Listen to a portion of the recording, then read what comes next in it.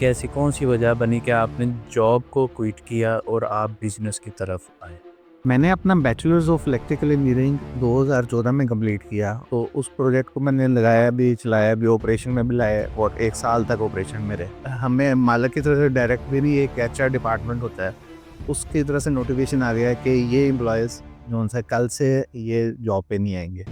आपको क्या लगता है कि ऐसे कौन से की फैक्टर्स थे जो कि आपको बहुत कम वक़्त में उस लेवल पे ले आए जिधर लोग बहुत ज़्यादा टाइम लगा के पहुँचते हैं? जो हमारे मुल्क में एक ट्रेडिशनल है कि जी कोई भी कारोबार करने के लिए आपको जो है वो अंडर टेबल कुछ ना कुछ देना पड़ता है। दीन-ए इस्लाम में तो आता है कि रिश्वत देने वाला और रिश्वत लेने वाला दोनों आग में है। एक तरह तो हम देखते हैं कि एजुकेशन के बाद जो अनएम्प्लॉयमेंट है, जॉब्स नहीं मिल रही। मैं तो यहाँ तक कहूँगा कि जो हमारा स्कूल का और कॉलेजेस का लिटरेचर है, ये 10 से 20 साल पीछे है, जो कि दुनिया में इस टाइम एप्लीकेबल होने चाहिए।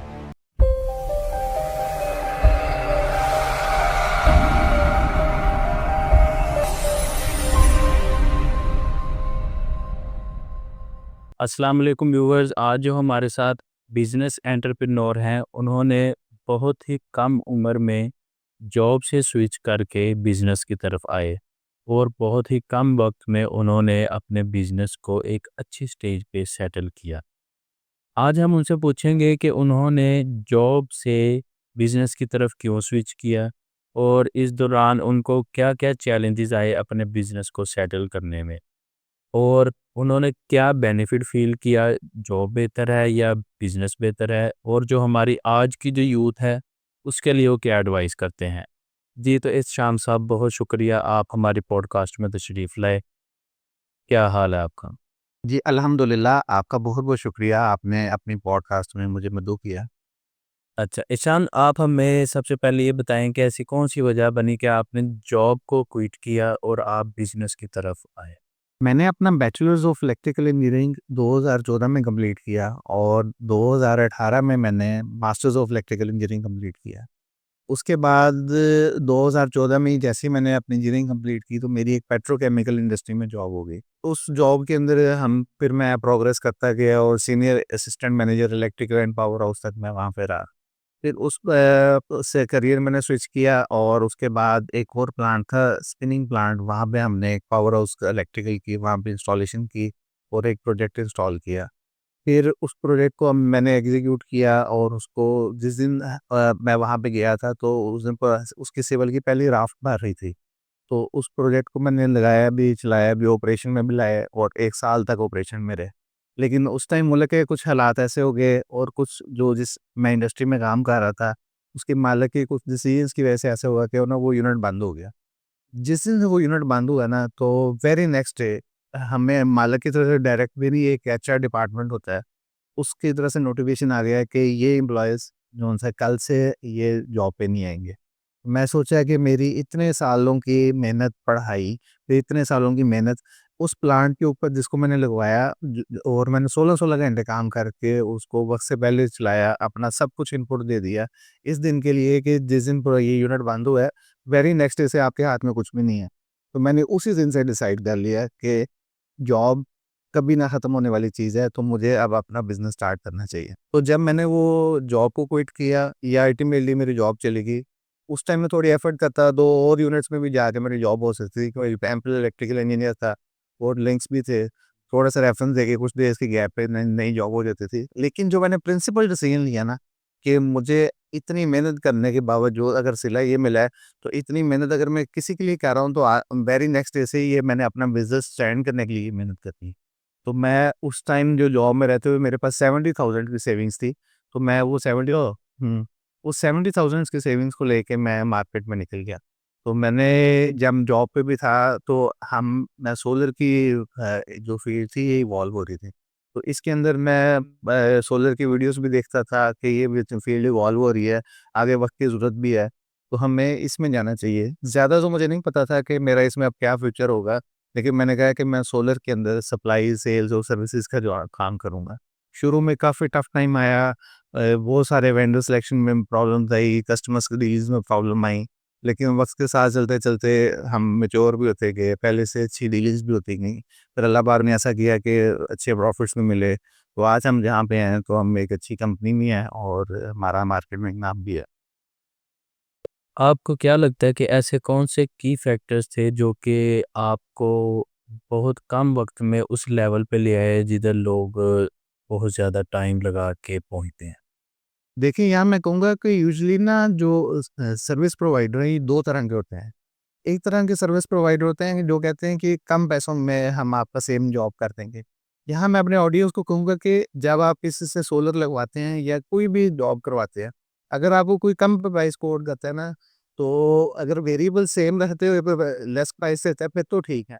लेकिन अगर वेरिएबल चेंज है या उसकी रिप्यूट अच्छी नहीं है या वो आपको ऐसी सिग्निफिकेंट कम प्राइस देता है, तो उसमें ये इश्यू आता है कि वो जो उसने कम प्राइस से नहीं है ना, वो उस इसके जो अब उसने प्रोजेक्ट डिलीवर करना है या जो अल्टीमेटली आपको प्रोडक्ट देनी है, उसके अंदर से ही कट लगा के उसने देनी है क्योंकि ये एंड यूज़र को समझना चाहिए। तो नंबर 1 जो लोग इस तरह की चीज़ों में डिपेंड करते हैं ना कि जो लो प्राइस पे आपसे डीलिंग कर लेते हैं और इस तरह के वेंडर सर्विसेज़ प्रोवाइड करते हैं, तो उनके जो काम पे भी फ्यूचर में प्रॉब्लम्स आ जाती हैं। हमारी जो सोच थी, हमारा जो प्रिंसिपल स्टांस था कि हमने क्वालिटी कंटेंट और क्वालिटी मटेरियल प्रोवाइड करना है। शुरू में हमें इसमें काफ़ी स्ट्रगल्स आई, कुछ प्रोजेक्ट्स तो ऐसे भी गए जो कि हमें ब्रेक इवन के बाद जब हमने प्रोजेक्ट डिलीवर किए और उसके बाद आफ्टर सेल्स में हमें यानी नुकसान भी हुआ और हमने लेकिन आफ्टर सेल्स में हम पूरा पहुँचे। आपने माशाल्लाह इतनी बड़ी-बड़ी इंडस्ट्रीज़ के काम किए हैं और अभी कर भी रहे हैं। तो ये जो हमारे मुल्क में एक ट्रेडिशनल है कि जी कोई भी कारोबार करने के लिए आपको जो है वो अंडर टेबल कुछ ना कुछ देना पड़ता है।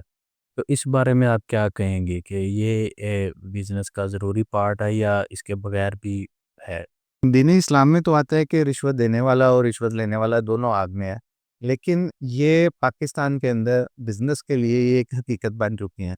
अगर मैं आपको कहूँ कि आप अंडर द टेबल दिए बगैर आप अपने काम करवा लोगे, बिज़नेस विन कर लोगे, अपने इवन के हक हलाल के पैसे लगाए हुए प्रोजेक्ट एग्जीक्यूट करने के बाद वो वापस ले लोगे, तो ये आपकी भूल है। तो आपको मैं कहूँगा कि 90% जो आपके ग्रुप्स हैं, जो कि इंडस्ट्री हैं या जो तो आपका डायरेक्ट यूज़र है, जो डायरेक्ट कस्टमर है, उसमें अगर अभी डायरेक्ट डीलिंग है तो इसमें तो अंडर द टेबल है ही नहीं। लेकिन जो इंडस्ट्री है ना जहाँ पे मैन पावर इन्वॉल्व हो जाती है, आपकी हायरार्की इन्वॉल्व हो जाती है, यानी दरमियान में बंदे आ जाते हैं, परचेज़र वगैरह आ जाते हैं। परचेज़र आ जाते हैं, जिसके साथ भी कोई डीलिंग हो रही है, तो टेक्निकल पर्सन्स आ जाते हैं। तो उसमें कहीं न कहीं किसी न किसी स्टेज पे जिसके थ्रू आप हैं, तो आप तो इसमें आप ये बताएँ जैसे देखिए ये एक तो हो जाता है प्रोजेक्ट विन करना, एक है जब आप किसी के ऑफ़िस में प्रोजेक्ट लेने जाते हैं, परचेज़र बैठा है या एडमिन का कोई बंदा बैठा है, वो बड़ा सूटेड-बूटेड होके बैठा होता है।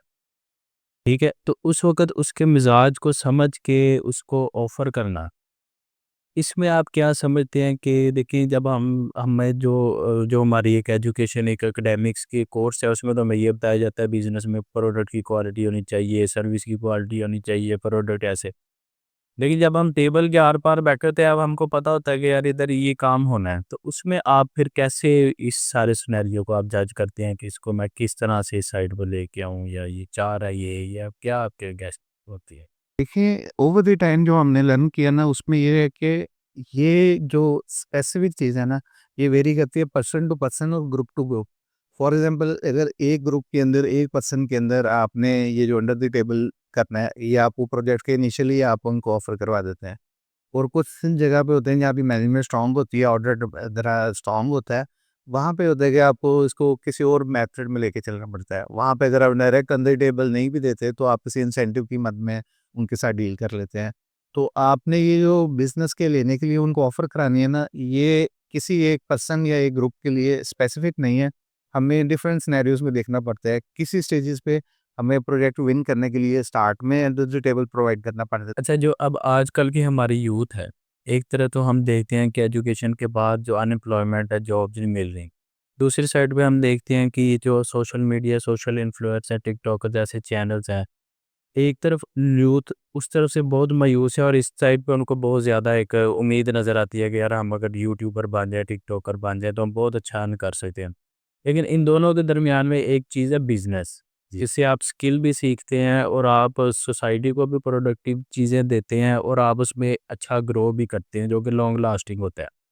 तो आप इसमें यूथ को क्या सजेशन देना चाहेंगे कि वो जॉब की तरफ जाएँ या इस सोशल इस साइड पे आ जाएँ, ये जो यूथ ब्लॉगिंग वगैरह है, या बिज़नेस की तरफ आएँ, और क्या माइंडसेट लेके वो बिज़नेस की तरफ आएँ कि वो उसमें देखिए, ये आपका बहुत ही इम्पोर्टेंट क्वेश्चन था।